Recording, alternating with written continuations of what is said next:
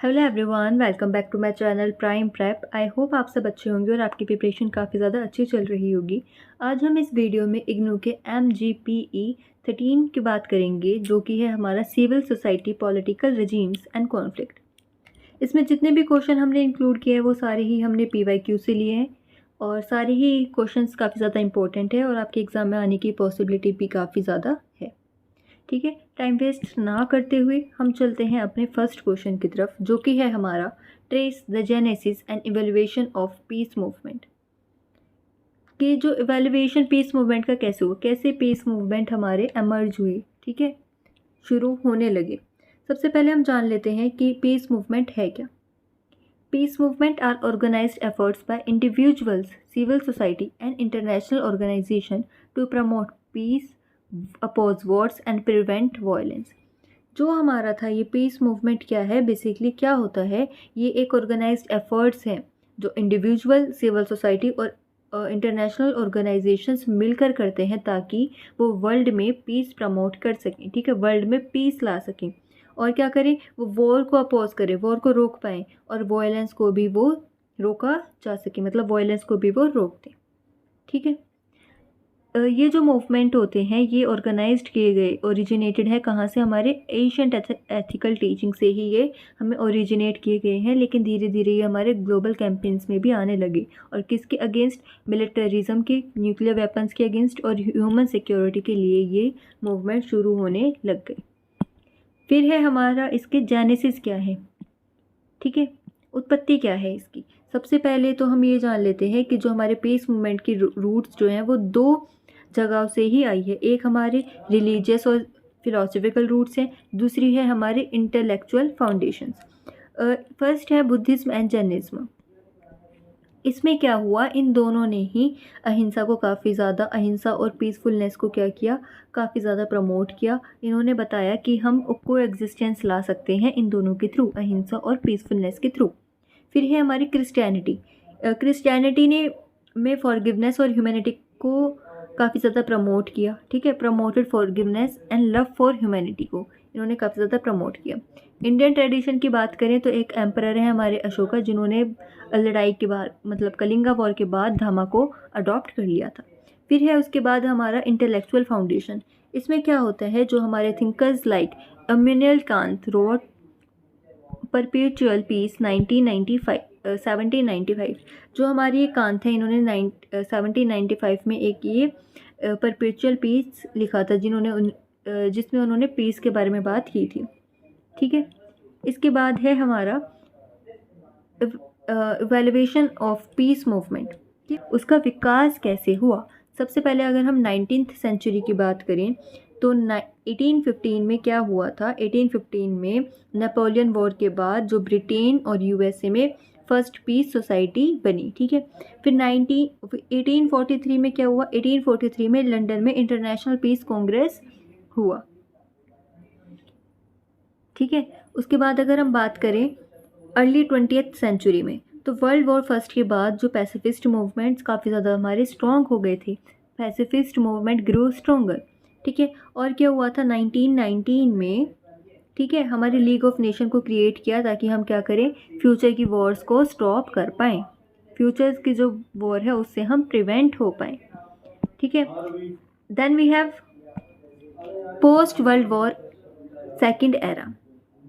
Post world war second era, इसमें क्या हुआ, 1945 में जब UN बना for global peace and security, UN को बनाया गया 1945 में, किस लिए, ताकि हम ग्लोबल पीस और सिक्योरिटी मेंटेन कर पाए। उसके बाद नागासाकी जो 1945 में हुआ था, ये क्या था, हमारा न्यूक्लियर डिस्पार्टमेंट कैंपेन्स को काफ़ी ज़्यादा, मतलब शुरू करता है मूवमेंट को। ठीक है, इसके बाद क्या हुआ था, न्यूक्लियर डिसआर्ममेंट मूवमेंट काफ़ी ज़्यादा शुरू हो गए थे। फिर है हमारा cold war era, non alignment movement 1961। 1961 में नॉन अलाइनमेंट मूवमेंट ने काफ़ी ज़्यादा पीसफुल को एग्जिस्टेंस को काफ़ी ज़्यादा क्या किया था, प्रमोट किया था। ठीक है, वियतनाम वॉर के अगेंस्ट ग्लोबल प्रोटेस्ट काफ़ी ज़्यादा होने लग गए थे और न्यूक्लियर वेपन के अगेंस्ट भी मूवमेंट्स काफ़ी ज़्यादा चले थे। फिर है हमारा कंटेम्प्रेरी पीरियड। आज के टाइम में अगर पीस मूवमेंट की हम बात करें तो आज के टाइम में पीस मूवमेंट टेररिज्म, एनवायरनमेंट और ह्यूमन सिक्योरिटी पर काफ़ी ज़्यादा फोकस करते हैं, ठीक है। Green peace, women peace groups जैसे जो ऑर्गेनाइजेशंस है वो काफ़ी ज़्यादा आज के टाइम में एक्टिव है।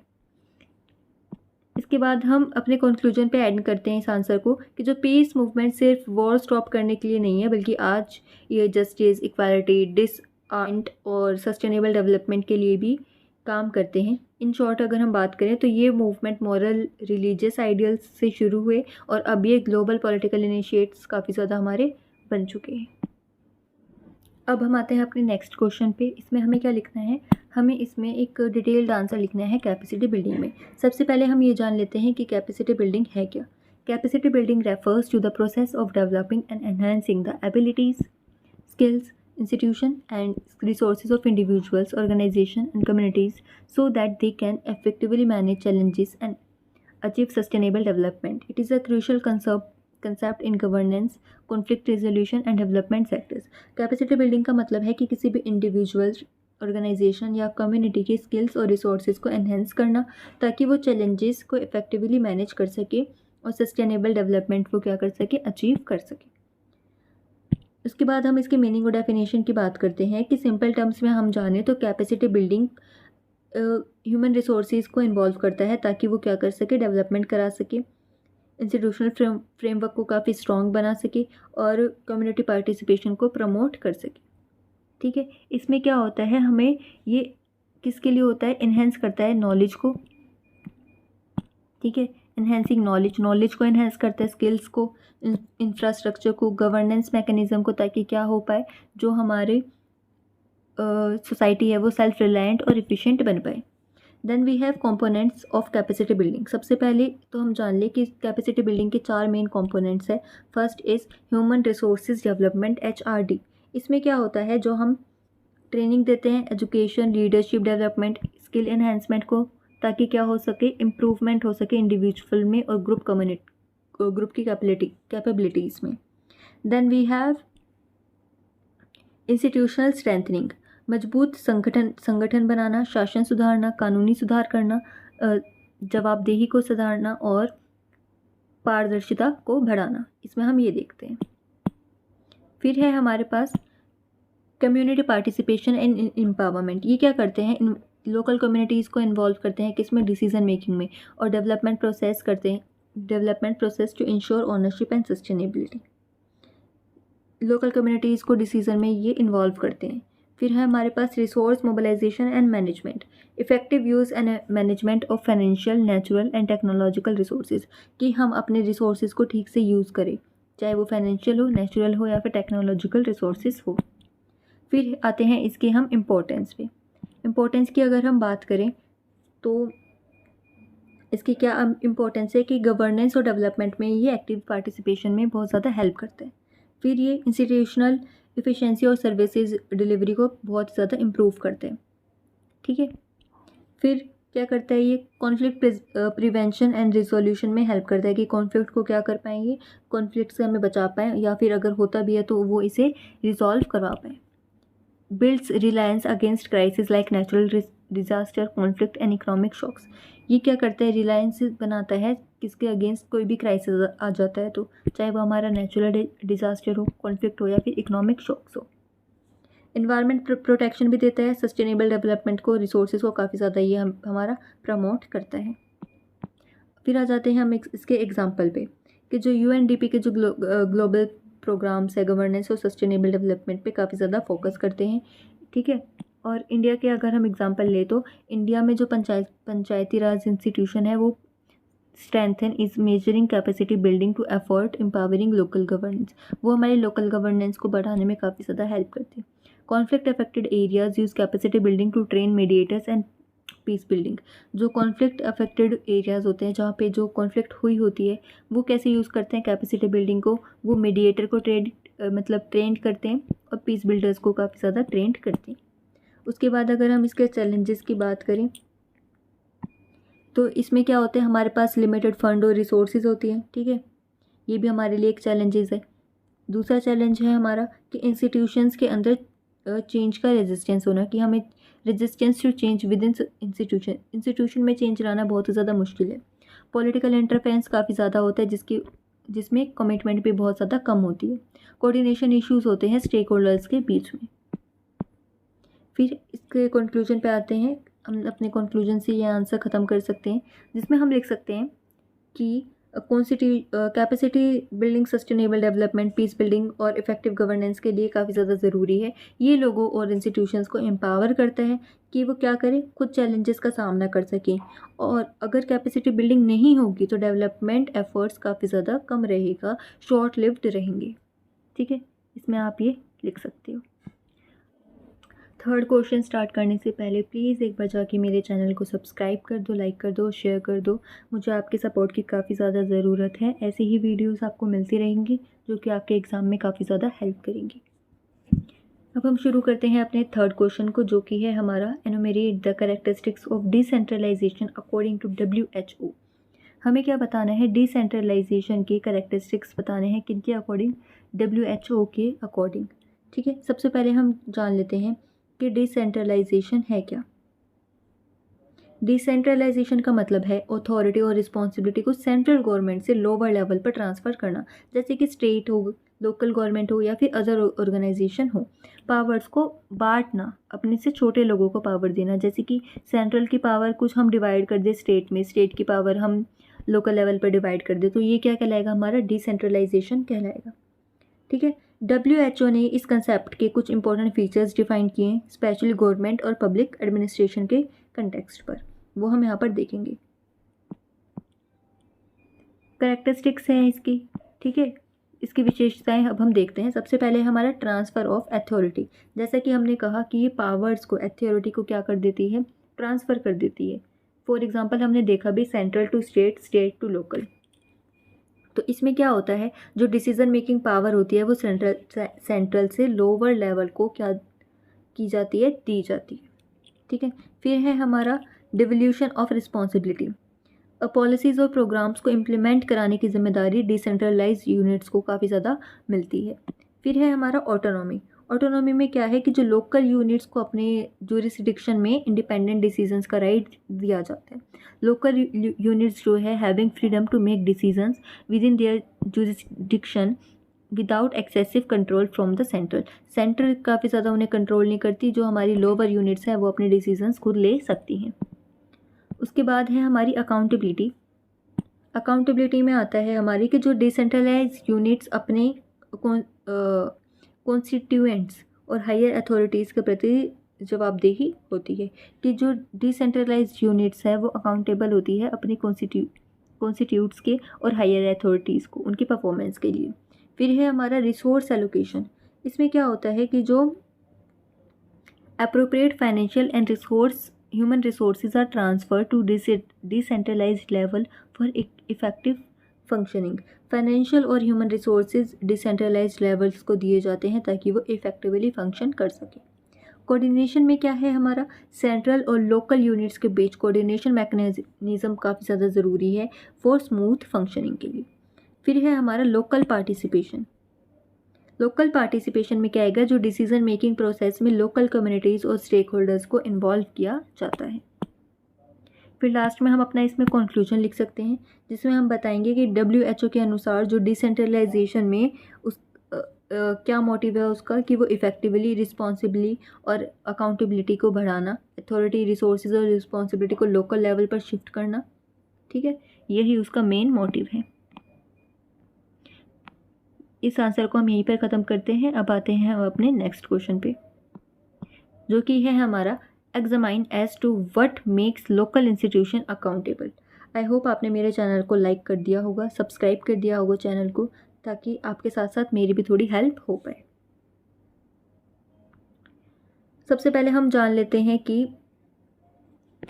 लोकल इंस्टीट्यूशन अकाउंटेबल का मतलब है क्या। लोकल इंस्टीट्यूशंस की अकाउंटेबिलिटी का मतलब है कि वो अपने एक्शन, डिसीजंस और रिसोर्सेज के यूज़ के लिए पब्लिक और स्टेक होल्डर्स को जवाब दें। ठीक है, ये ग्रास रूट्स डेमोक्रेसी के लिए बहुत ज़्यादा इम्पोर्टेंट होता है। अगर हम इसमें स्कॉलर्स के व्यू देखें तो जो हमारे रॉबर्ट डहाल हैं, इन्होंने बोला है कि accountability means citizens can hold official responsibility, कि जो सिटीजन्स है वो क्या करें, हमारी ऑफिशियल रिस्पॉन्सिबिलिटी होल्ड करते, सारी ऑफिशियल रिस्पॉन्सिबिलिटी हमारे सिटीजन्स की होती है। ठीक है। मार्क बीवेर ने क्या कहा है कि अकाउंटेबिलिटी इज रैशनल, जिसमें हम आंसरेबिलिटी और इन्फोर्समेंट होगी। ठीक है। उसके बाद Amartya Sen links accountability with transparency and participatory democracy. ये आप अपने एग्ज़ाम में ऐड कर सकते हैं, तीनों डेफिनेशंस, तीनों व्यूज़, ताकि आपका आंसर और ज़्यादा इम्पैक्टफुल लगे। फिर उसके बाद है हमारा factors that make local institutions accountable. कौन कौन से फैक्टर्स हैं जो लोकल इंस्टीट्यूशंस को अकाउंटेबल बनाते हैं। ठीक है। फर्स्ट है हमारा clear legal and institutional framework, कि क्या होना चाहिए, जैसे कि डिफाइन रोल्स, पावर्स और रिस्पॉन्सिबिलिटीज़ लॉ के थ्रू सेट होनी चाहिए। ठीक है। रोल्स पता होने चाहिए, पावर्स पता होनी चाहिए, रिस्पॉन्सिबिलिटीज़ पता होनी चाहिए, किसके थ्रू, लॉ के थ्रू। फिर है हमारा transparency in functioning, public disclosure of budgets, decisions and policies, open meeting and access to information power citizens. Budget policies और डिसीजंस पब्लिक को डिस्क्लोज करना चाहिए। ठीक है, ये भी फैक्टर है। थर्ड है हमारा सिटीज़न पार्टिसिपेशन। इसमें क्या होगा, प्लानिंग, मॉनिटरिंग और डिसीजन मेकिंग में जो लोकल पीपल को काफ़ी ज़्यादा इन्वॉल्व करना। फिर है हमारा इफेक्टिव मॉनिटरिंग एंड ओवरसाइट। इसमें होगा कि जो सोशल ऑडिट्स हैं, इंटरनल ऑडिट्स हैं और जो इंडिपेंडेंट एवेल्युएशन है वो काफ़ी ज़्यादा इम्पोर्टेंट है। फिर है हमारा decentralization of power and resources. Adequate authority और रिसोर्सेज देना ताकि लोकल बॉडीज़ इंडिपेंडेंट काम कर सकें। ठीक है। Adequate authority and financial resources empower local bodies to act independently. जो भी एडुकेट अथॉरिटी होती है और जो फाइनेंशियल रिसोर्सेज होती है वो क्या करते हैं, वो एम्पावर करते हैं, वो इन्हें इंडिपेंडेंटली काम करने के लिए एम्पावर करते हैं। फिर है हमारा political and administrative will. Leaders और ऑफिशियल्स की स्ट्रॉन्ग कमिटमेंट अकाउंटेबिलिटी को इंश्योर कराती है। फिर है हमारा legal and social accountability mechanism, जैसे आरटीआई एक्ट हो गया, पब्लिक हियरिंग हो गई, सिटीजन चार्टर्स हो गए और मीडिया और सिविल सोसाइटी का रोल। ठीक है, ये काफ़ी ज़्यादा हमारे फैक्टर हैं, मतलब इम्पॉर्टेंट है। फिर लास्ट में हम अपना कंक्लूजन लिख सकते हैं कि जो लोकल इंस्टीट्यूशन अकाउंटेबिलिटी तब बनती है जब उन्हें इक्वल फ्रेमवर्क, ट्रांसपेरेंसी या फिर सिटीजन पार्टिसिपेशन, डिसेंट्रलाइजेशन और स्ट्रॉन्ग पॉलिटिकल विल मिले। ठीक है। अकाउंटेबिलिटी गवर्नेंस को स्ट्रॉन्ग, अकाउंटेबिलिटी जो है वो हमारी गवर्नेंस को काफ़ी ज़्यादा स्ट्रॉन्ग बनाती है और ग्रास रूट्स लेवल पर भी क्या करती है, ट्रस्ट क्रिएट करती है। यह आप अपने आंसर को ऐड करने के लिए लिख सकते हैं। ठीक है, एज अ कंक्लूजन। अब हम आ जाते हैं अपने क्वेश्चन नंबर 5 में, जिसमें हमें बताना है कि गांधी का क्या व्यू था हमारी सिविल सोसाइटी फॉर पीस को लेकर। ठीक है। तो हम गांधी जी के लिए जो एक सिविल सोसाइटी थी वो काफ़ी पावरफुल फोर्स थी जो पीस और सोशल हार्मनी को काफ़ी ज़्यादा प्रमोट करती है। गांधी जी का मानना था कि हम पीस फोर्स से या फिर ज़ोर ज़बरदस्ती से या फिर स्टेट के दबाव से नहीं बना सकते, बल्कि हमें एक सिविल सोसाइटी को मोरल स्ट्रेंथ और वॉलंटरी पार्टिसिपेशन से ही अचीव करना होगा। यहाँ पे मैंने लिखा भी है कि गांधी का मानना था कि शांति राज्य की ज़ोर ज़बरदस्ती से नहीं बल्कि नागरिक समाज के नैतिक शक्ति और स्वैच्छिक भागीदारी से ही हासिल की जा सकती है। उसके बाद हम देख लेते हैं इसके key elements.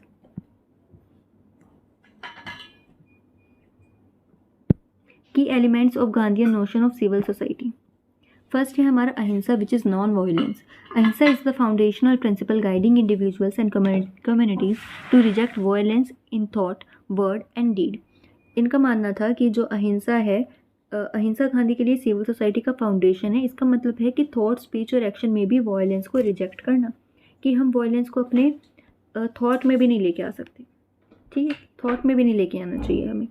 Second we have truth and satya, जिसमें ट्रूथफुलनेस और मॉरल इंटीग्रिटी सभी सोशल इंटरेक्शन में मेंटेन करना, ताकि ट्रूथ ट्रस्ट को स्ट्रेंथन करता है और पीसफुल को एग्जिस्टेंस को लाता है। ठीक है। फिर we have self rule, swaraj and empowerment. Gandhi ji decentralize power पर जोर देते थे, जिसमें वो बोलते थे कि कम्युनिटीज़ खुद गवर्न होती हैं और उन्हें खुद गवर्न होना चाहिए, खुद की अपना रूल चलाना चाहिए, स्वराज जिसे उन्होंने कहा। फिर है हमारा voluntary association and social service, कि सिविल सोसाइटी में वॉलंटरी ग्रुप्स होते हैं जो एजुकेशन, वेलफेयर और अपलिफ्टमेंट के लिए काम करते हैं।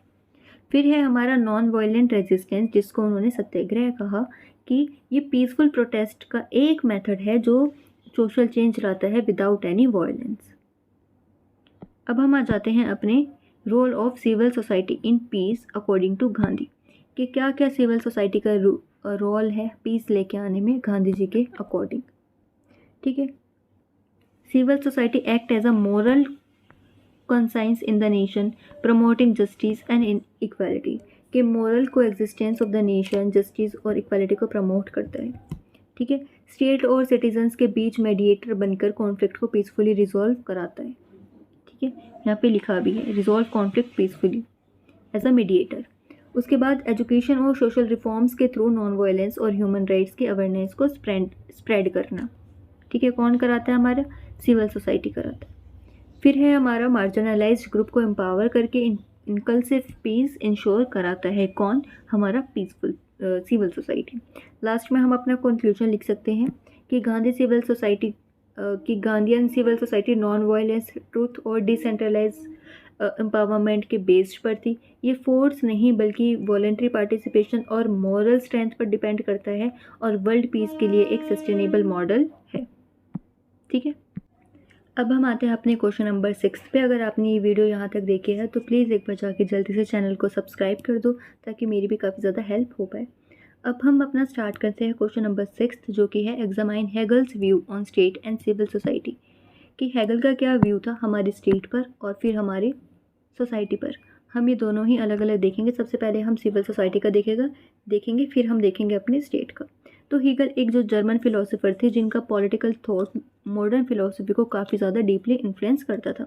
उनके अकॉर्डिंग जो स्टेट है वो एक एथिकल लाइफ का अल्टीमेट रियलाइजेशन है, यानी नैतिक जीवन के अभिव्यक्ति। और सिविल सोसाइटी को एक हेगल ने डिफाइन किया कि as a sphere of individual interest and economic activity. ठीक है, मतलब एक ऐसी जगह जहां लोग अपने प्राइवेट नीड्स और इकोनॉमिक ऑब्जेक्टिव्स को फुलफिल करते हैं।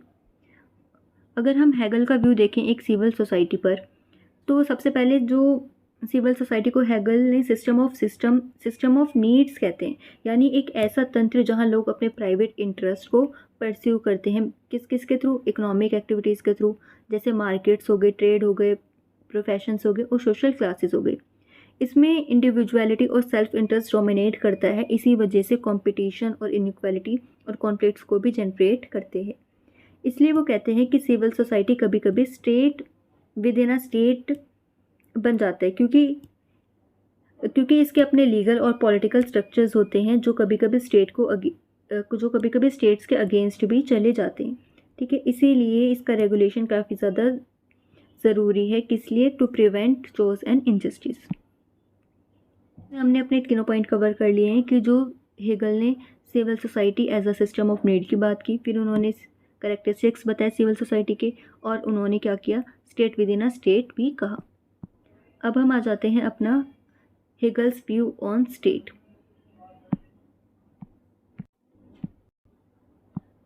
First is state as the ethical whole, कि हेगल के अकॉर्डिंग स्टेट एक एथिकल होल है, यानी एक वो यूनिवर्सल गुड रिप्रेजेंट करता है और सिविल सोसाइटी और प्राइवेट इंटरेस्ट के कॉन्फ्लिक्ट्स को ह्यूमनाइज करता है, यानी कि कम करता है। अब हम बात करते हैं रोल ऑफ द स्टेट की, जिसमें वो कहते हैं कि जो स्टेट का रोल है कि वो प्रोटेक्ट करे राइट्स को। ठीक है, वो लॉ को मेंटेन करे, लॉ और ऑर्डर को मेंटेन करे और जस्टिस को इंश्योर करे।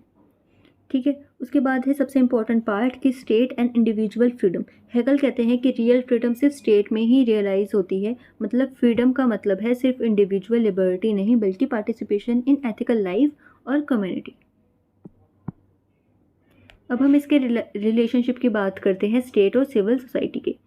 हेगल का फ्रेमवर्क सिविल सोसाइटी में काफ़ी ज़्यादा ज़रूरी है, क्योंकि ये इकोनॉमिक लाइफ और इंडिविजुअल इंडिपेंडेंस को काफ़ी ज़्यादा डेवलप करता है, पर वो इनकम्प्लीट है और कॉन्फ्लिक्ट रिडन होता है।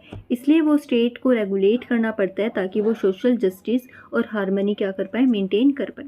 यानी दोनों स्टेट और सिविल सोसाइटी इंटरडिपेंडेंट है, पर अलग अलग डिस्टेंट स्पेयर्स में।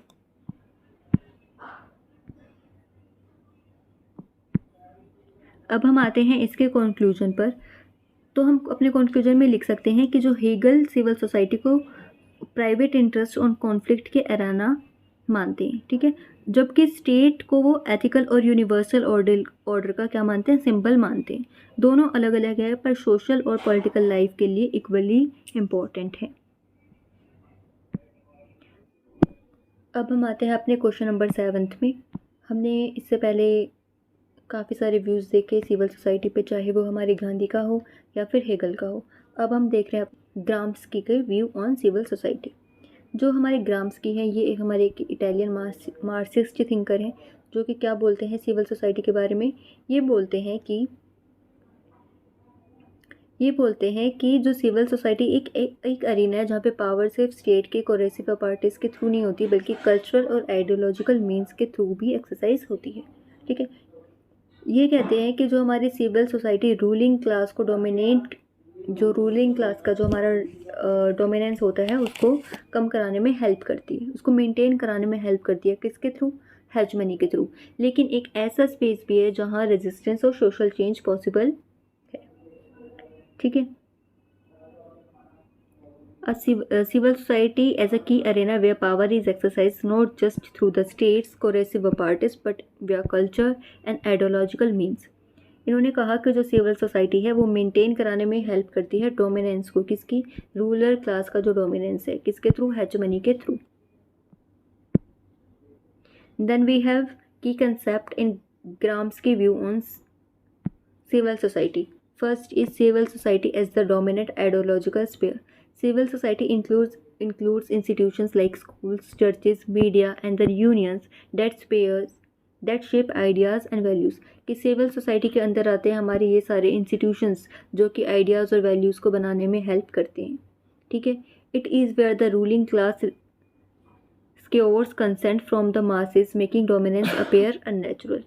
ये क्या कह रहे हैं? ये वो जगह है जहाँ पे रूलिंग क्लास मासेस की कंसेंट गेन करती है और अपना डोमिनेंस नेचुरली दिखाती है। Second we have hegemony and consent. कि ग्राम्स्की ने कंसेप्ट दिया कल्चरल हेजमनी का, जिसमें रूलिंग क्लास अपनी पावर मेंटेन करती है कंसेंट के थ्रू, ठीक है, ना कि फोर्स के थ्रू। ये कंसेंट सिविल सोसाइटी के इंस्टीट्यूशंस के थ्रू आता है जहाँ बिलीव्स, नॉर्म्स और कल्चर के शेप किया जाता है। Then we have civil society versus political society, ठीक है। ग्राम्स्की कहते हैं कि पॉलिटिकल सोसाइटी वो है जहाँ स्टेट की कोरेसिव पावर होती है, जैसे कि लॉ, पुलिस, मिलिट्री, लेकिन सिविल सोसाइटी परसुएशन और कल्चरल लीडरशिप से ऑपरेट होती है। यानी एक तरफ अगर फोर्स की बात कर रहे हैं ये, ठीक है, तो दूसरी तरफ ये बात कर रहे हैं परसुएशन की। पॉलिटिकल इसमें हम ये पावर की बात कर रहे हैं और सिविल सोसाइटी में ये परसुएशन की बात कर रहे हैं। फिर ये बोल रहे हैं side of resistance and change की इम्पोर्टेंट बात ये है कि जो सिविल सोसाइटी सिर्फ रूलिंग क्लास की हेजमनी सस्टेन कराने का टूल नहीं है, बल्कि ये एक कंसेंटेड स्पेस है जहाँ काउंटर हेजमनिक मूवमेंट अराइज होते हैं, ठीक है। मार्जिनलाइज्ड ग्रुप और सोशल मूवमेंट डोमिनेंट आइडियाज़ को क्या करते हैं? चैलेंज करते हैं और सोशल ट्रांसफॉर्मेशन लेके आने की कोशिश करते हैं। उसके बाद है हमारा importance of civil society in Gramsci thought, ठीक है। क्या इम्पोर्टेंस है सिविल सोसाइटी की?